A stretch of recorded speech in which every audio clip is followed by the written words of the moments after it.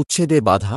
তৃণমূলের নেতাকে চ্যাংদোলা করে হরতাল। বহু আগে থেকেই উচ্ছেদের নোটিশ জারি করেছিলেন সিএলডব্লিউ কর্তৃপক্ষ, যাতে বলা ছিল রেল শহর চিত্তরঞ্জনের ফতেপুর এলাকায় ৫৫-৫৭ নম্বর রাস্তা ঘেঁষে অবৈধভাবে গড়ে ওঠা ৫৭টি ঘর ভাঙা হবে। তার আগে জবরদখলকারীদের সেখান থেকে অন্যত্র সরে যেতেও বলা হয় নোটিশে। কিন্তু সোমবার বেলা 11:30 নাগাদ আরপিএফ সমেত রেল আধিকারিকরা সেখানে পৌঁছলে উচ্ছেদে বাধা দিতে এগিয়ে আসেন অবৈধ বসবাসকারীরা। রাস্তায় শুয়ে পড়ে উচ্ছেদ আটকানোর চেষ্টা করেন বারাবণীর বিধায়কের প্রতিনিধি তথা তৃণমূল নেতা দেবু ঘোষ সহ তৃণমূলের অন্য নেতাকর্মীরা। শেষ পর্যন্ত আরপিএফ দেবু ঘোষকে চ্যাংদোলা করে তাদের গাড়িতে তুলে নিয়ে যায়। পরে গ্রেপ্তার করা হয় তাঁকে। সেই দৃশ্য দেখে ছত্রভঙ্গ হয়ে যান অন্য বিক্ষোভকারীরা। এরপরই ইটের পাঁচিল দেওয়া অ্যাসবেস্টসের ছাদের ঘরগুলি বুলডোজারের আঘাতে মিশে যেতে থাকে মাটিতে।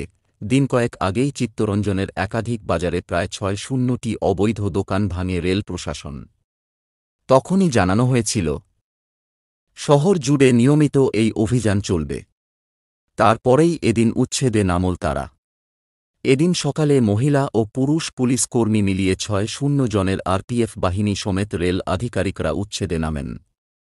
সঙ্গে ছিল বুলডোজার। সে সময় তৃণমূলের পতাকা নিয়ে বাধা দিতে এগিয়ে আসতে দেখা যায় সেখানকার বাসিন্দাদের। তাঁদের সঙ্গে ছিলেন শহরের তৃণমূল নেতা দেবু ঘোষ। দেবু ও অন্যরা রাস্তায় শুয়ে উচ্ছেদ আটকানোর চেষ্টা করেন, যদিও আরপিএফ বাহিনী এসে তাঁদের সরিয়ে দেয়।